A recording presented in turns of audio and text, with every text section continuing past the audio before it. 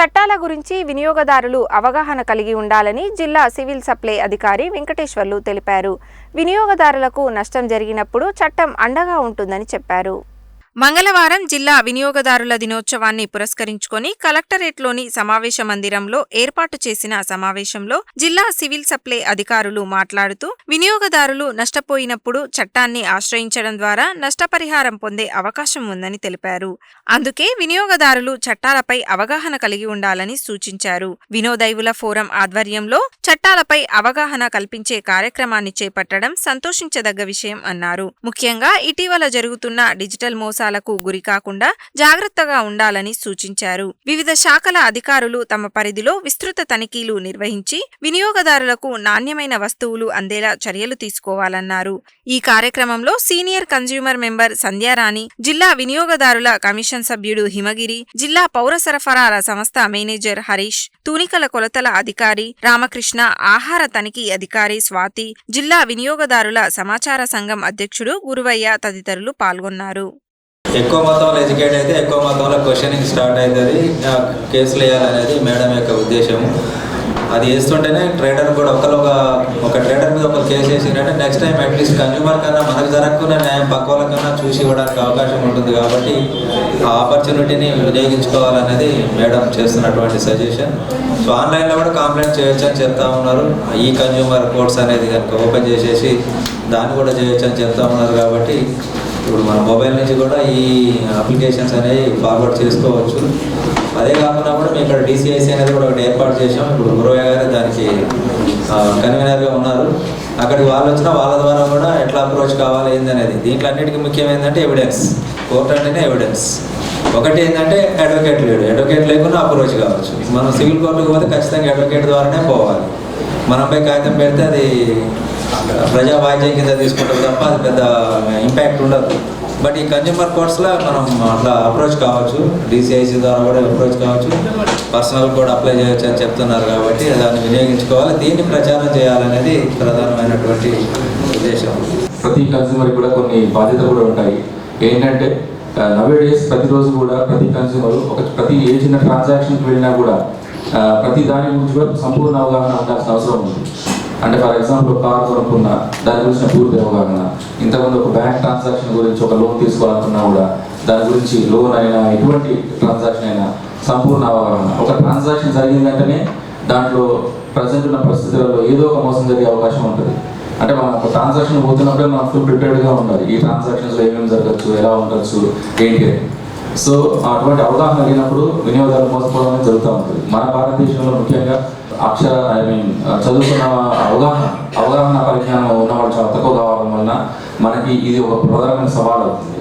So మనకు అవగాహన పెంచడానికి కోసము ఈ రోజున మన నలుగురిలో చూసుకుంటే చాలా కన్స్యూమర్ ఆర్గనైజేషన్స్ కూడా రకరకాల కార్యక్రమాలు నిర్వహిస్తున్నారు. ఈ జిల్లాలో ఎస్పెషల్లీ ఈ కన్స్యూమర్ మూవ్మెంట్ అనేది చాలా అధికంగా జరగడం అనేది ఒకటి సంతోషకరమైన విషయం. అయితే ఈ యాక్ట్ 1986లో వచ్చిన ఈ యాక్ట్ మళ్ళీ 2019లో మళ్ళీ అమెండ్ అయ్యి మరిన్ని మార్పులకు చేర్పులకు లోనై కన్స్యూమర్ మరింత బలోపేతం చేసే దిశగా కొన్ని ఆ యాక్ట్ అనేది వచ్చింది. 2019లో ఆగస్టు 9న అది అమలులోకి వచ్చింది. సో ప్రస్తుతము ఈ సంవత్సరం టాపిక్ వచ్చేసి మన సెంట్రల్ గవర్నమెంట్ ఏమొచ్చింది, virtual hearing and digital access.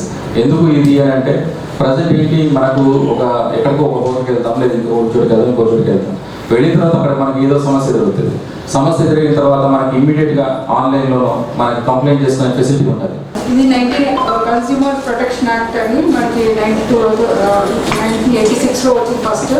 తర్వాత దాన్ని సవరణ చేస్తూ 2019లో మళ్ళీ ఇంకా కొత్త సెక్షన్స్తో పాటు కొంచెం ఎక్కువ పవర్ఫుల్గా వచ్చింది. దీంట్లో ఏంటంటే మనకు ఎవరైనా సరే కేసు కన్స్యూమర్ అంటే ఎవరు, మనకు రోజు ప్రొద్దున్న నుంచి రాత్రి పడుకునే దాకా ఏదో వస్తువు కొంటుంటాం, తీసుకుంటుంటాం. వస్తువులు అంటే మనం మార్నింగ్ యూజ్ చేసే టూత్ బ్రష్ నుంచి, టూత్ పేస్ట్ నుంచి, ఇందాక మేడం చెప్పిన సోపు సరే, రాత్రి పడుకునే పిల్స్ గురించి సరే ఏ వస్తువు కొన్నప్పుడు మనం ఏవైతే డబ్బులు చెల్లిస్తామో ఆ చెల్లించిన డబ్బులు వస్తువు కొంటామో అది వస్తువు ప్రోడక్ట్ అవుతుంది. సర్వీసెస్ అంటే doctors, teachers, bus services, conductor services, ఇంకా వేరే ఎక్కడైనా మన సేవలు పొందించిన వాళ్ళందరూ సర్వీసెస్ అంటాం. ఇవన్నీ కూడా కన్స్యూమర్ కింద వస్తాయి. ఇప్పుడు ఏవైతే మనం డబ్బులు చెల్లించినప్పుడు మనం సరైన ప్రోడక్ట్ నాణ్యత లేనప్పుడు లేదా సర్వీసెస్ సరిగ్గా లేనప్పుడు మనం కన్జ్యూమర్ యాక్ట్ కింద మనం కేసు వేసుకోవచ్చు. ఈ చట్టం కింద 2019 చట్టం కింద ఏదైనా సరే మీకు ఇబ్బంది కలిగినప్పుడు లేకపోతే దానివల్ల మీకు నష్టపోయినప్పుడు మీరు వితిన్ 2 years లోపల మీకు నష్టం జరిగిన 2 years లోపల మీరు కన్జ్యూమర్ కోర్టులో దావా వేసుకోవచ్చు.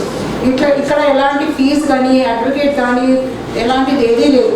డైరెక్ట్ మీరు ఒక అప్లికేషన్తో పాటు పలానా వస్తుంది పలానా డేట్ రోజు కొన్నాను దాని రసీదు ఇది నేను నాకు నష్టం ఏం జరిగింది అంటే ఇప్పుడు మేడం గారు సోప్ కొన్నారు అది 1 రూపీ ఎక్స్ట్రా అయింది కానీ అది మానసికంగా మనకి ఒక హెరాస్మెంటే. మనకి ఎక్స్ట్రా ఎందుకు తీసుకున్నారు డబ్బులు దాని నిన్న రేట్ తీసుకోవచ్చు కదా అని మనం ఆలోచిస్తూ ఉంటాం.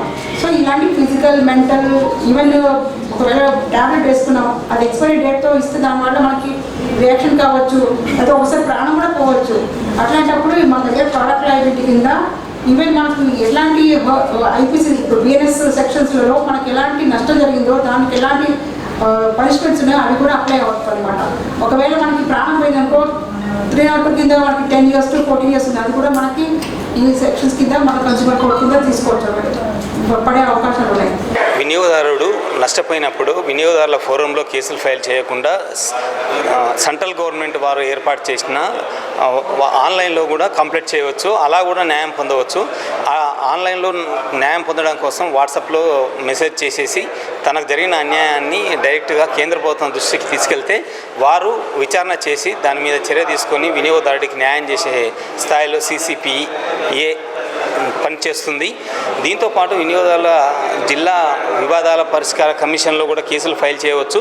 కానీ అక్కడికి లాయర్లతోటి అవసరం లేకుండా డైరెక్ట్గా వెళ్ళి వినియోగదారుడే కేసులు ఫైల్ చేసుకోవచ్చు. ఎక్కడైనా ఏమైనా ఇబ్బంది కలిగితే వినియోగదారుల సంఘాలను కానీ సంప్రదించి తగు న్యాయం పొందడానికి వినియోగదారుడు ప్రయత్నం చేయాలని కోరుతున్నాం. ఆహార పదార్థాలలో ఎక్కువగా కల్తీలు జరిగి మనం కొనుగోలు చేస్తున్న కూరగాయలు నిత్యావసర వస్తువులలోనే క్రిమిసంహారక మందులు మనం తీసుకొని అనారోగ్యానికి గురవుతున్నాము. దీనిపైన కూడా ప్రజలు చైతన్యవంతులై ఏదైనా మోసం జరిగినప్పుడు కానీ నిత్యావసర వస్తువులలో కల్తీ జరిగినప్పుడు కానీ సంబంధిత అధికారుల దృష్టికి తీసుకువెళ్ళి న్యాయం పొందాలని వినియోగదారుల సంఘాలు డిమాండ్ చేస్తున్నాయి.